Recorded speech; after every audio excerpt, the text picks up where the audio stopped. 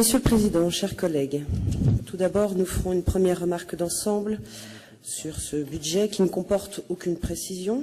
Les objectifs fixés au travers de jolies formulations restent extrêmement vagues et aucune ventilation n'est effectuée dans ce programme ni dans cette mission d'une façon générale. Il se résume à un saupoudrage des actions, sans action forte ni emblématique. Puisque nous abordons ici l'art, il faut en effet faire preuve de grand art pour rédiger pareil document où les pages d'écriture se succèdent les unes aux autres dans un flou digne des clichés de David Hamilton. En bref, vous nous servez un emballage cadeau, mais nous n'en connaissons pas le contenu. Cadeau pour le moins onéreux, car dans un contexte économique défavorable où le vœu pieux d'une réduction du crédit de fonctionnement de 0,75% a été émis, le budget alloué pour soutenir ce programme a été augmenté, lui, de 342 000 €. Cela nous paraît donc déraisonnable, alors que la mesure et la rigueur seraient de mise et que des économies pourraient être facilement réalisées.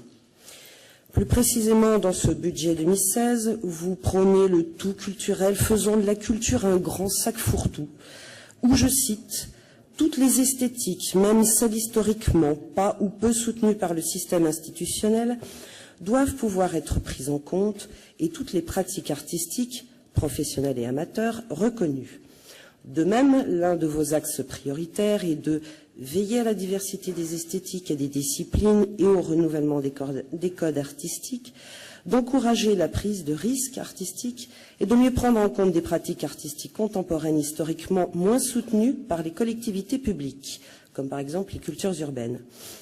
En réalité, la porte est laissée grande ouverte à des pratiques artistiques marginales qui n'ont pas forcément l'adhésion de la population. Et c'est peut-être la raison pour laquelle ces pratiques artistiques n'ont pas reçu le soutien que vous leur accordez, ne suscitant pas l'intérêt du plus grand nombre et ne servant qu'à servir le copinage et satisfaire les intérêts d'une minorité. Or, l'art est le résultat d'un héritage et d'un apprentissage qui éveille les sens et élève l'âme de celui qui le contemple. Si je prends l'exemple du FRAC, le budget alloué par la région s'élève à 650 000 €. Plus particulièrement, cette année, le 30e anniversaire du parc de sculpture de Kerguénec qui sera financé par la région. Dans ce parc, on peut y voir notamment la porte de l'Ailleurs, composée de 2 blocs de granit verticaux et d'un 3e horizontal surplombant les 2 premiers. Au rythme de cette frénésie incontrôlée de l'art à tout prix, nous verrons bientôt les portiques écotax érigés au rang de chef-d'œuvre. Alors qu'un site exceptionnel comme celui d'Illiskos à Plouguerneau, petite cité médiévale enfouie sous le sable durant 3 siècles, n'a obtenu que 9 100 € d'aide votée en novembre 2014. Nous serions plus avisés de privilégier davantage les travaux nécessaires à sa survie. Par ailleurs, vous encouragez la diversité culturelle, le renouvellement des formes habituelles de consommation culturelle, le vivre ensemble, les droits culturels des personnes dans des projets autres que culturels, je cite, l'interculturalité, et vous choisissez de financer diverses associations dont une des actions est l'accompagnement d'immigrés clandestins, ce que nous condamnons fermement, d'autant que cela ne doit pas, en l'occurrence, être leur vocation. Je terminerai mon intervention par ceci.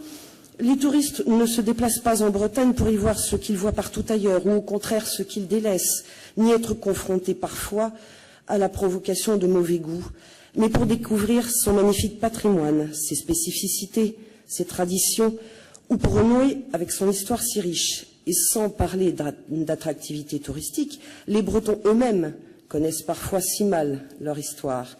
Combien de jeunes Bretons étudiant en histoire à l'université de Rennes 2 ignorent qui fut le premier roi mythique de Bretagne, la date du traité d'union de la Bretagne à la France, ou encore qui furent Georges Cadoudal et Armand de la Royerie. La Bretagne dispose d'une immense richesse culturelle. Elle est empreinte d'une identité forte, et c'est ce qui fait que l'on tombe amoureux d'elle.